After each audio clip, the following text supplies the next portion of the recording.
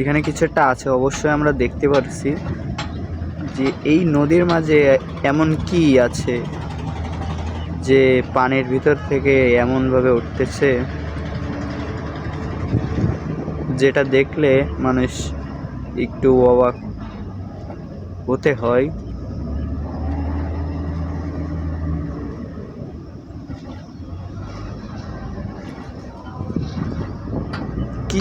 কিছু একটা হচ্ছে ওইখানে।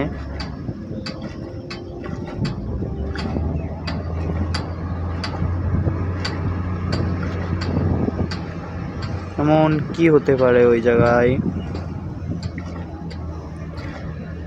নদীর মাঝে দেখুন,